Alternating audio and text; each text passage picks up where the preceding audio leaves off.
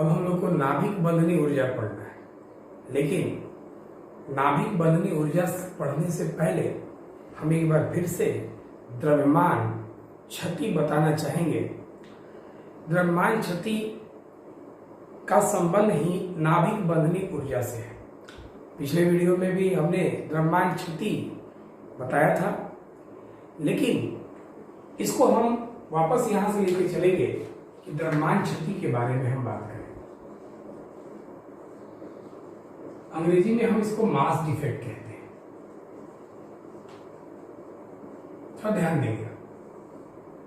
जैसे होता क्या है कि अगर नाभिक में, आपको मालूम है कि नाभिक में न्यूट्रॉन और प्रोटॉन है, तो हम इस नाभिक का द्रव्यमान हम दो प्रकार से ज्ञात कर सकते हैं। कैसे? एक, कैलकुलेशन करके कुल द्रव्यमान प्राप्त कर सकते हैं, और एक यंत्र का उपयोग करके कुल द्रव्यमान प्राप्त कर सकते हैं। तो कैलकुलेशन करके जो आप प्राप्त करते हैं, हमारी सोच यही रहती है कि जो हम कैलकुलेशन करके प्राप्त करें वही हमारा यंत्र से भी मिले, लेकिन वैसा इसमें होता नहीं है। जो आप कैलकुलेशन करके प्राप्त करेंगे, न्यूट्रॉन और प्रोटॉन का द्रव्यमान ज्ञात करके जोड़ देंगे तो वो कैलकुलेशन का द्रव्यमान हो गया। और जो आप यंत्र द्रव्यमान स्पेक्ट्रोमापी हमने बताया था, जिससे आप किसी परमाणु का या नाभिक का आप द्रव्यमान ज्ञात करते हैं, उससे अगर आप इसका द्रव्यमान ज्ञात करते हैं तो वो कुछ और बताता है। कैलकुलेशन वाला कुछ और बताएगा, वो कुछ और बताएगा। अरे कैलकुलेशन वाले से द्रव्यमान स्पेक्ट्रोमापी यंत्र वाला जो मान मिलेगा, जो वास्तविक मान मिलेगा, वो कम मिलेगा। तो कैलकुलेशन, जो अगर हम कैलकुलेशन करके निकालते हैं, कैसे निकाल सकते हैं? तो मान लिया जाए कि ये नाभिक में न्यूट्रॉन n है, इसकी संख्या n है, प्रोटॉन की संख्या p है, और आप ये जानते हैं कि एक न्यूट्रॉन का द्रव्यमान 1.675 गुने 10 का पावर -27 kg होता है, और एक प्रोटॉन का द्रव्यमान 1.673 गुने 10 का पावर -27 kg होता है। तो आपसे कोई कहे कि नाभिक का द्रव्यमान आप कैलकुलेट करो, तो आप कैसे ज्ञात करेंगे? तो पहले आपको इतना एक प्रोटॉन का मालूम है, और एक प्रोटॉन का द्रव्यमान इतना होता है, कुल प्रोटॉन आपके पास इतना है, तो एक का इतना है, तो पी का कितना होगा? तो पी गुना कर लेंगे। उसी तरह से न्यूट्रॉन का द्रव्यमान, तो एक न्यूट्रॉन का द्रव्यमान इतना है, और आपके पास न्यूट्रॉन है क्या? वो तो n, तो एक खाती इतना, तो 2 के लिए 2 से गुना, तो n के लिए n से गुना।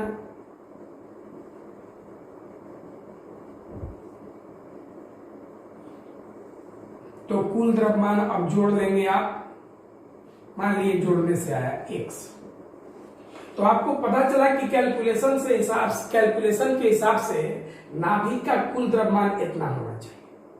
लेकिन जब आप इसको आप प्रयोग करते हैं स्पेक्ट्रोमापी से, तो आपको कुछ और द्रव्यमान प्राप्त होता है, इससे आपको कम द्रव्यमान प्राप्त होता है।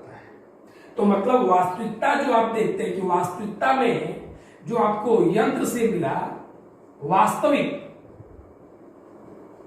मिला, वो कम मिला। वास्तविक जो द्रव्यमान मिला वो कम मिला। तो इसका मतलब है कि यंत्र वाला जो है द्रव्यमान जो है वो कम मिला, वास्तविक द्रव्यमान इसका कम मिला। और ये जो आपको दिखाई दिया न्यूक्लियन नाभिक का द्रव्यमान अधिक मिला। तो नाभिक के द्रव्यमान, यहां से आपको एक पॉइंट भी मिलता है कि नाभिक का जो द्रव्यमान होता है वो कम होता है न्यूक्लियन के द्रव्यमान से।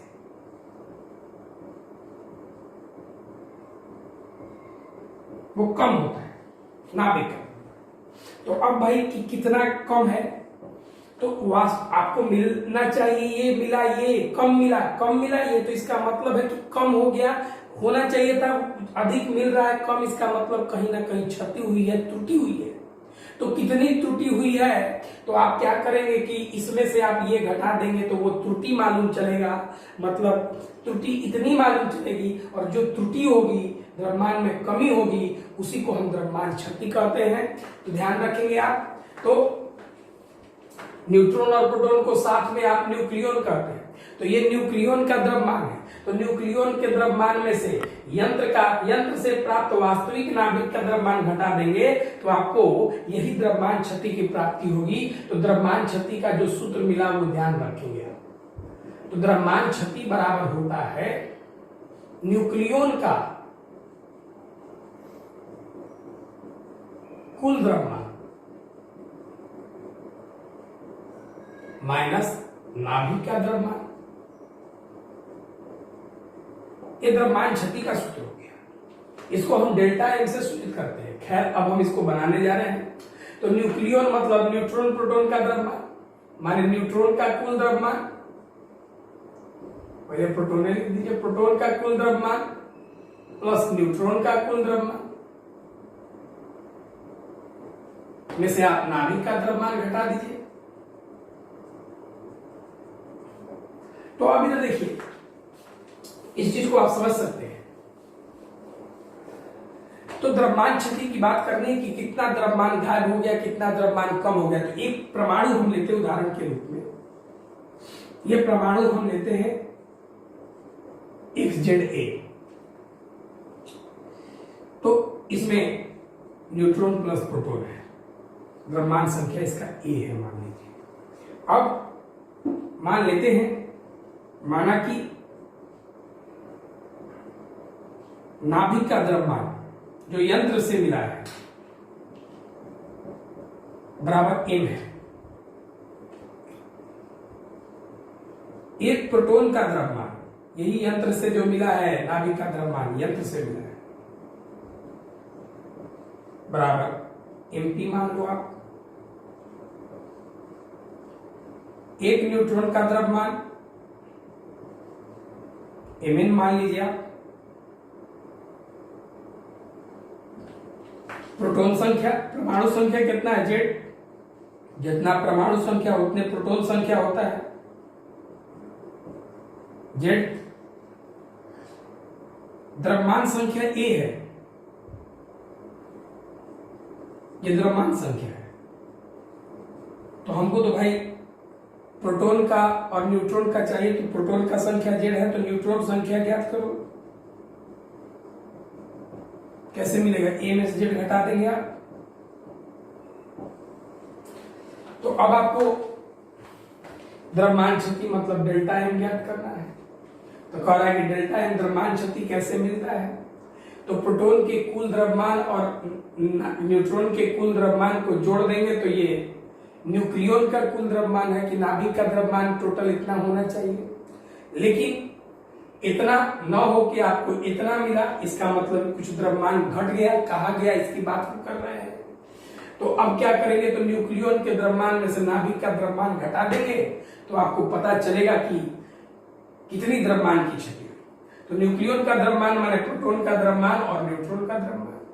तो आपको ये मालूम है कि प्रोटॉन का द्रव्यमान, तो आपको ये मालूम है कि एक प्रोटॉन का द्रव्यमान कितना है? MP। दो प्रोटॉन के लिए 2 गुना MP, 3 के लिए 3 गुना MP। लेकिन अब आपके पास है प्रोटॉन का वो तो Z, तो Z प्रोटॉन के लिए तो Z गुना MP हो जाएगा प्लस न्यूट्रॉन का कुल द्रव्यमान। तो एक न्यूट्रॉन का द्रव्यमान कितना है? M है तो 2 के लिए 2 से गुना करेंगे, 3 के लिए 3 से गुना है कितना? A माइनस Z, तो A माइनस Z से गुना माइनस नाभिक का द्रव्यमान गिवन है, दिया है प्रश्न में। यह हो गया द्रव्यमान क्षति। तो द्रव्यमान क्षति का परिभाषा बनता क्या है कि किसी परमाणु के लिए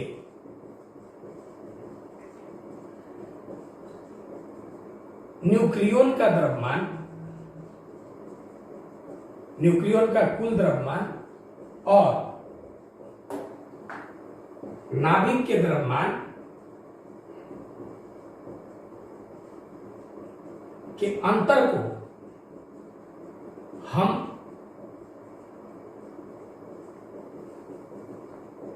द्रव्यमान क्षति कहते हैं। ध्यान दीजिएगा, ये द्रव्यमान क्षति है। अब एक बार फिर से समझेंगे आप तो ये बता क्या रहा है कि आपको ये बता रहा है कि किसी परमाणु का द्रव्यमान उस परमाणु का इस परमाणु का ZXA का इतना द्रव्यमान होना चाहिए, लेकिन मिला कितना, इतना। अरे भाई तो इतना में से इतना घटा दिए तो इतना गायब हो गया। अरे भाई जो ये द्रव्यमान की कमी हुई वो कहाँ गया? मान लिया जाए कि इतना द्रव्यमान होना चाहिए था लेकिन आपको इससे कम मिला। अरे इससे जब कम मिला तो ये जो द्रव्यमान आखिर गया कहाँ, इस बात को समझेंगे, बात को अच्छी तरह से ध्यान देंगे। द्रव्यमान हमको नाभिक में इतना द्रव्यमान होना चाहिए, लेकिन जब आप कैलकुलेट किए तो इतना होना चाहिए, लेकिन जब आप मास स्पेक्ट्रोमापी का उपयोग करते हैं तो आपको इतना मिलता है, कम मिलता है। तो कुछ तो कितना कम हुआ, तो इतना कम हुआ, तो जो कम हुआ वो गया कहाँ? अरे ये जो द्रव्यमान जो गायब हुआ है वो ऊर्जा के रूप में गायब हुआ है। यही वो द्रव्यमान है जो ऊर्जा के रूप में प्राप्त हो रहा है, ध्यान रखिएगा। यही जो गायब हुआ द्रव्यमान है, जितना द्रव्यमान कम हुआ है, जो ये डेल्टा एन द्रव्यमान कम हुआ है, ये द्रव्यमान ये नाभिक में उपस्थित सभी कणों को बांधने के लिए ऊर्जा के रूप में प्राप्त हुआ है। मतलब ये जो द्रव्यमान कम हुआ है यही वो द्रव्यमान जो कम हुआ है, और द्रव्यमान जितना कम हुआ है ये ऊर्जा के रूप में खपत हो रहा है। ये जो कम गया, इतना में से इतना घटा द्रव्यमान, ये गायब हो गया द्रव्यमान, और यही जो द्रव्यमान गायब हुआ है वो ऊर्जा के रूप में बदल गया है। द्रव्यमान का संबंध आइंस्टीन ने बताया था कि ऊर्जा से। तो जितना द्रव्यमान यहाँ गायब हुआ है वो नाभिक के कणों को, न्यूक्लियन को मतलब आपस में बांधने के लिए उपयोग हो रहा है। यही जो गायब हुआ द्रव्यमान है, मतलब जो द्रव्यमान क्षति का जो द्रव्यमान प्राप्त हुआ है, ये नाभिक के कणों को बांधने में ऊर्जा के रूप में खपत हुआ है। याद रखेंगे, इसका उपयोग हम नाभिक बंधनी ऊर्जा में करेंगे। एक बार फिर से बातों को अच्छी तरह समझेंगे तो नाभिक द्रव्यमान क्षति जो है न्यूक्लियन के द्रव्यमान और नाभिक के द्रव्यमान के अंतर के बराबर होता है। नाभिक न्यूक्लियन का द्रव्यमान इतना होना चाहिए था, न्यूट्रॉन प्रोटॉन का द्रव्यमान इतना कैलकुलेशन से मिला, लेकिन प्राप्त आपको इतना हो रहा है, तो कुछ द्रव्यमान गायब हो गया। तो ये जो द्रव्यमान गायब हुआ, कितना गायब हुआ, तो घटा दिए गायब हुआ। तो जो ये गायब हुआ आखिर कहाँ गायब हुआ, ये क्या कर रहा है? तो यही वो द्रव्यमान है जो ऊर्जा के रूप में बदल गया, जिससे कि ये नाभिक के कणों को आपस में बांध सके। यही ऊर्जा के रूप में, ये जो डेल्टा एम है ये ऊर्जा के रूप में हो गया, ये ऊर्जा के रूप में बदल गया। इतना द्रव्यमान जो आपका घटा ये ऊर्जा के रूप में कार्य कर रहा है, जिससे कि नाभिक के कणों को आपस में बांध के रखे, न्यूक्लियन को आपस में बांध के रखे। तो न्यूक्लियन बांधने वाली ऊर्जा को हम नाभिक बंधनी ऊर्जा के नाम से जानेंगे, जो हम लोग का अगला टॉपिक है। अभी हम लोग नाभिक बंधनी ऊर्जा पढ़ने जा रहे हैं। जैसा कि नाभिक बंधनी ऊर्जा के लिए ध्यान देना है, अभी हमने कुछ देर पहले बताया इस वीडियो में कि जो द्रव्यमान क्षति जो है वो ऊर्जा के रूप में कार्य कर रही है, जो कि नाभिक के कणों को आपस में बांध कर रखे। तो इसका मतलब कि द्रव्यमान क्षति का ही ऊर्जा जो है नाभिक बंधनी ऊर्जा है। तो अब इधर सुनिएगा, नाभिक के कणों माने न्यूक्लियन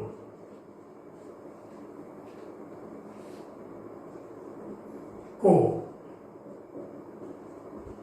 बांधने वाली ऊर्जा को हम नाभिक बंधनी ऊर्जा कहते हैं। एक चीज और, अभी हमने कुछ देर पहले बताया कि ये द्रव्यमान क्षति ही ऊर्जा के रूप में, द्रव्यमान ऊर्जा में बदलता है आइंस्टीन के अनुसार, और द्रव्यमान क्षति का ही ऊर्जा नाभिक बांधने के काम में आता है। इसका मतलब है कि नाभिक बंधनी ऊर्जा द्रव्यमान क्षति का ऊर्जा है। द्रव्यमान क्षति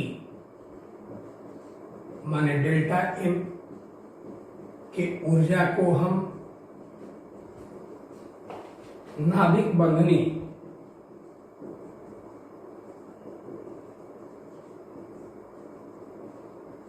ऊर्जा कहते हैं, नाभिक बंधनी ऊर्जा कहते हैं। अब देखिए, ये वो ऊर्जा है जिससे नाभिक के कण बंधे हुए हैं। तो जितना ऊर्जा से बंधा हुआ है ये कण जितना ऊर्जा से मान लिए बंधा हुआ है, तो जितना ऊर्जा से ये बंधा हुआ है, इसको अगर तोड़ना होगा तो बाहर से हमें उतना ही ऊर्जा देना होगा। ध्यान से सुनिएगा, ये कण एक ऊर्जा से बंधे हुए हैं, तो वही ऊर्जा है, जितना ऊर्जा से बंधा है, तो इसको तोड़ने के लिए कम से कम हमको उतना ही ऊर्जा बाहर से देना होगा, जिससे कि नाभिक के कण को अलग किया जा सके। तो आप इसको बोल सकते हैं, यह वही ऊर्जा है जिसे प्रदान करने पर, नाभिक को जिसे प्रदान करने पर न्यूक्लियन को एक दूसरे से अलग किया जा सकता है। यह वह ऊर्जा है जिसे नाभिक को बाह्य भाग से प्रदान किया जाए, तब उनके न्यूक्लियन एक दूसरे से अलग हो जाते हैं। एक दूसरे से क्या हो जाते हैं? अलग हो जाते हैं। तो नाभिक बंधनी ऊर्जा द्रव्यमान शक्ति की ऊर्जा है, डेल्टा एम की ऊर्जा है। तो ई का सूत्र आप जानते हैं, mc² द्रव्यमान को ऊर्जा में बदलने का सूत्र होता है। तो द्रव्यमान शक्ति की ऊर्जा माने नाभिक बंधनी ऊर्जा,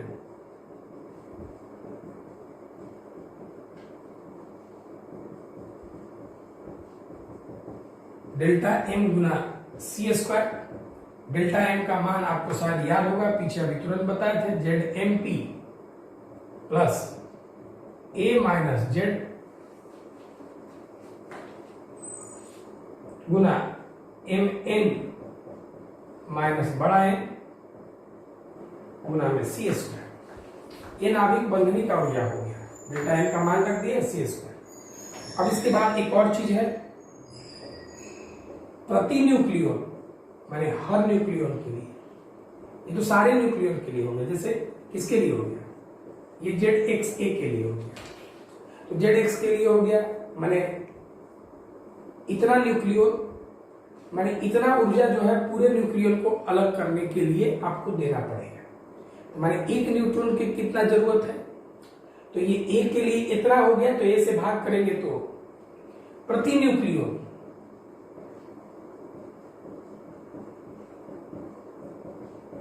नाभिक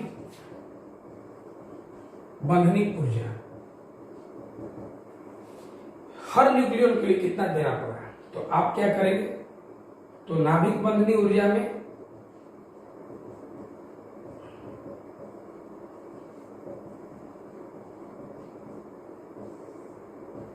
द्रव्यमान संख्या से भाग लगा दीजिए। कैसे? सुनिए बात। ये वो ऊर्जा है जिससे कि आप न्यूक्लियन को अलग करेंगे, माने कितना को अलग करेंगे? माने एक कण को अलग करने का ऊर्जा है। तो एक कण को अलग करने का ऊर्जा ये है डेल्टा एम गुना c² चाहिए। तो एक कण को अलग करने के लिए इतना ऊर्जा चाहिए, तो एक को अलग करने के लिए इतना चाहिए, तो एक को अलग करने के लिए इतना चाहिए, तो एक को अलग करने के लिए कितना? तो ए से भाग लग गया।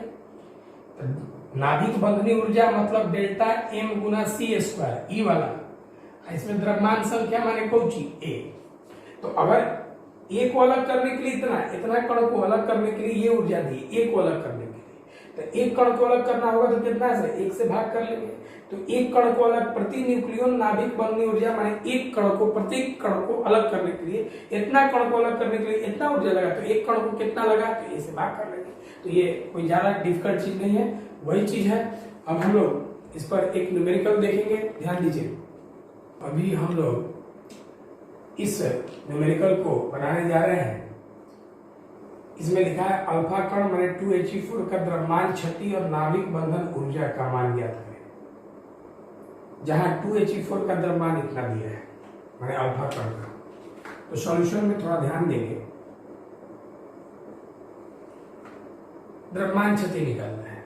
द्रव्यमान क्षति मतलब डेल्टा एम, सूत्र इसका है ZMP plus A minus Z Guna MN minus दिया हुआ द्रव्यमान।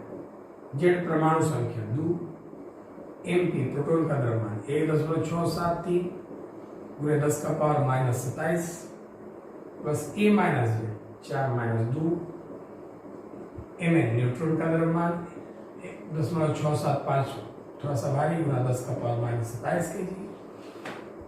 M दिया हुआ द्रव्यमान 6.646 गुना 10 का पावर माइनस 27 kg। इसको आप सॉल्व करेंगे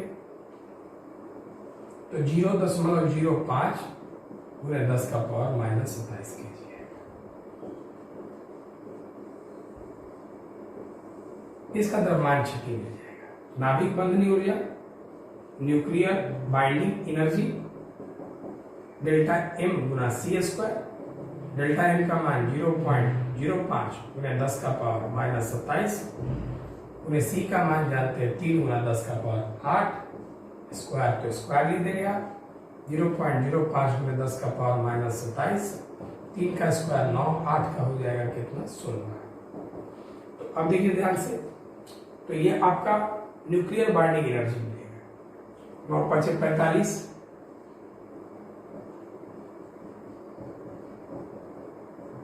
जूल। एनर्जी का मात्रक जूल होता है। 4.5 गुना 10 का पावर माइनस 12 जूल भी लिख सकते हैं। तो ये तो आपको मिला न्यूक्लियर बाइंडिंग एनर्जी।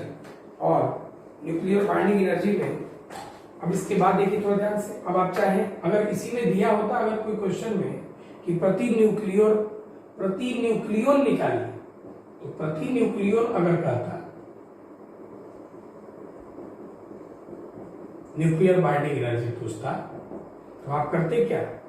इसका सूत्र है डेल्टा M गुना C² में आप द्रव्यमान संख्या से भाग कर दिए। डेल्टा M गुना C² का मान इसको बढ़िया से कैलकुलेट कर लीजिएगा, देख लीजिएगा वो भी और ये भी। 4.5 गुना 10 का पावर माइनस 12, डेल्टा M गुना C² इसी का मान है ये।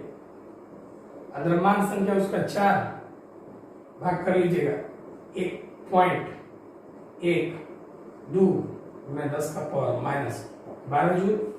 ये है। अब हम लोग अगला न्यूमेरिकल बनाते हैं। इस क्वेश्चन को बनाए जा रहे हैं।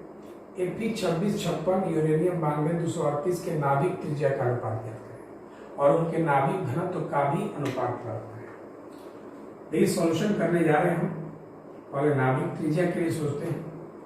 Fe2656 इसके लिए अगर हम बात करें तो आपको मालूम चलता है कि इसका जो द्रव्यमान संख्या है वो 56 है और यूरेनियम 92 इसका द्रव्यमान संख्या 238 है। आपको ये मालूम है कि याद होगा आपने पढ़ा था R बराबर R0 A का पावर 1/3। तो अगर पहले की बात करें R1 इसके लिए R0 तो स्थिरांक है, तो A1 का पावर हो जाएगा 1/3। दूसरे R2 इसके लिए R0 A2 का पावर 1/3। इसको ऐसा करते हैं कि 1 को 2 से भाग लगा देते हैं,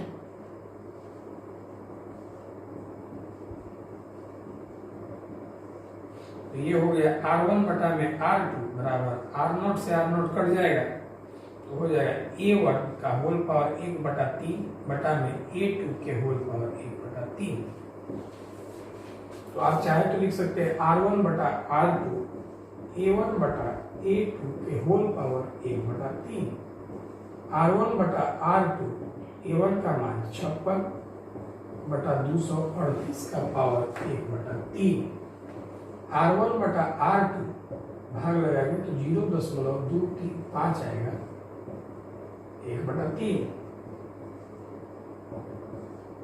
0.617 आएगा ये अनुपात त्रिज्या का।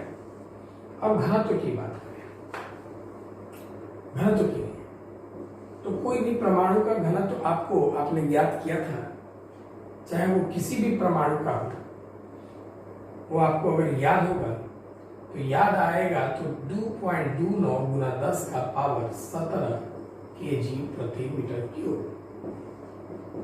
इसमें कहीं कोई द्रव्यमान संख्या और परमाणु संख्या नहीं है, तो उसके लिए भी अगर आप 2.2 गुना 10 का पावर 17 और दूसरे के लिए भी 2.2 गुना 10 का पावर क्या है 17, ये स्थिरांक है, तो स्थिरांक का अनुपात हमेशा 1 होता है, सबके लिए यही है।